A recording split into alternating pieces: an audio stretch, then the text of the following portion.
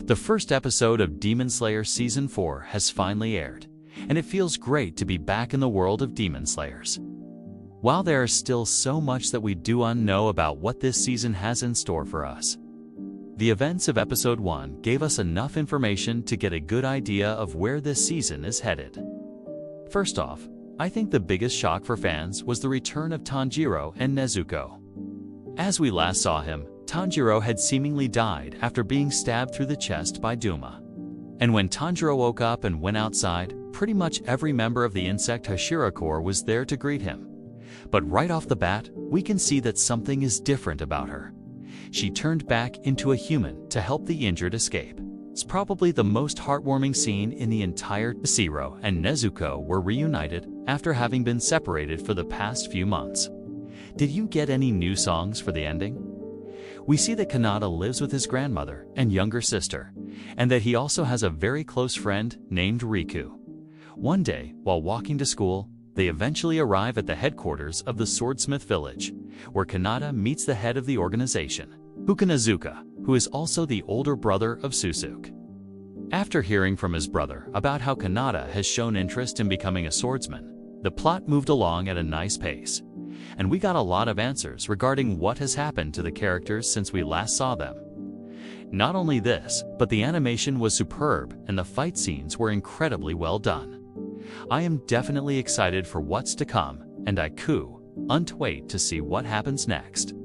Huganazuka becomes ecstatic and immediately runs off to grab a sword for Kanata to use. Soon enough, he returns with a katana wrapped in a white cloth and hands it over to Kanata, who upon accepting it suddenly transforms into a demon.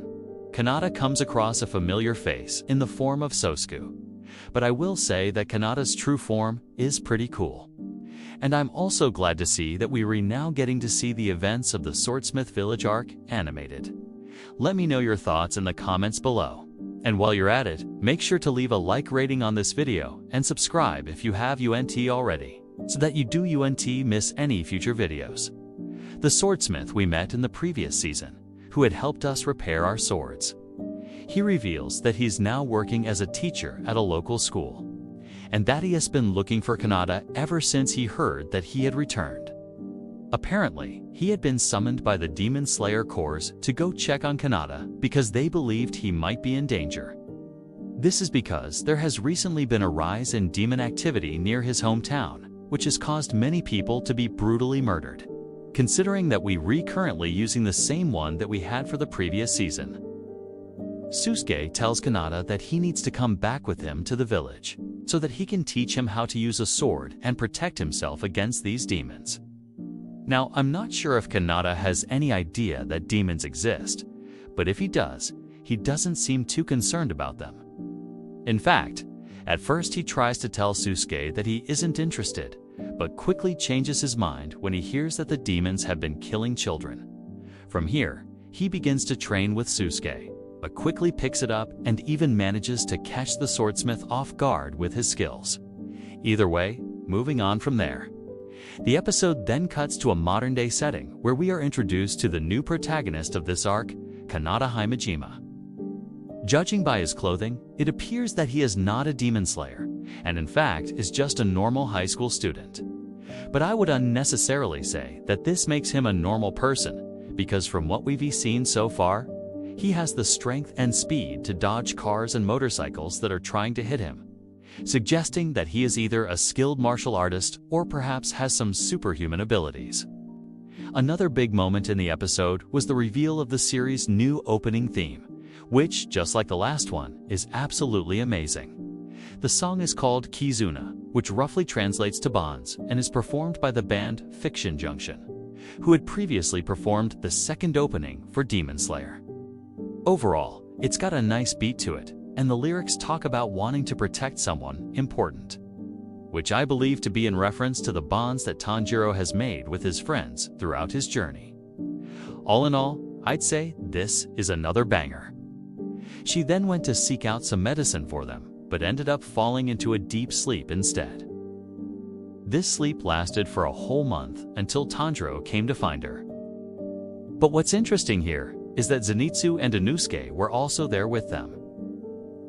But Although they were also injured, both of them had already woken up and recovered. This implies that Nezuko's blood demon art must have had some sort of healing properties, hence why she was able to fully recover in just one night.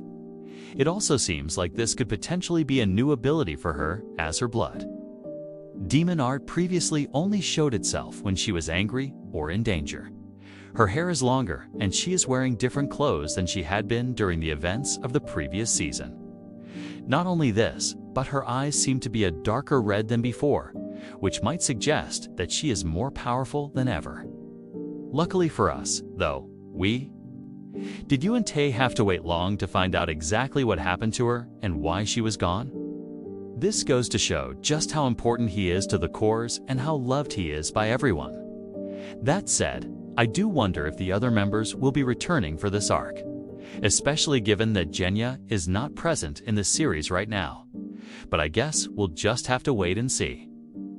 One of the upper moon ranks of demons, but this was later revealed to have been a lie, as the second part of the Mugen Train arc showed that he had actually survived the ordeal. However, now it appears that he has done so once again as he wakes up from his slumber in the Butterfly Mansion completely unharmed. So let's dive right into it. Welcome to my channel. In today's video, we're going to break down everything you need to know about Demon Slayer Season 4. And many of the Demon Slayers from the Insect and Sound Hashira cores have returned home to recover from their injuries. As we learned from Kanao and Aoi, they had been searching for Nezuko because they were worried about her. After all, she had gone missing while carrying an unconscious Tanjiro on his request. However, upon finding Tanjiro sleeping in the mansion, both Kanao and Aoi became emotional and very happy to see that he was okay. Plus, we'll take a look at who the main antagonist of this season it's going to be and the final fate of the characters we thought we'd lost forever. Now, before we jump into things though, make sure to leave a like rating on this video and subscribe if you have UNT already, so that you do UNT miss any future videos. Also, if you want to stay updated with all things anime, make sure to join our community. We post updates and news daily. Now with all that said, let's begin. In this new timeline, we see that only 2 months have passed since the events of the previous season. In fact, after seeing this, Kanao began to shed tears of joy. Speaking of characters we thought we lost, the next biggest shock was the reappearance of Nezuko. As it turns out, after Nezuko had carried Tanjiro to the Butterfly Mansion. Regardless though, either way, as the day goes on. And so, after seeing this, Stosuke decides to take Kanata back with him to the village, so that he can introduce him to the higher-ups. I woe and spoil what happens next because it's really exciting, and I definitely recommend that you guys go watch the episode for yourself. All in all, I would say that the first episode of Demon Slayer Season 4 was a great start to what I believe will be an incredible arc. So what do you guys think about the first episode?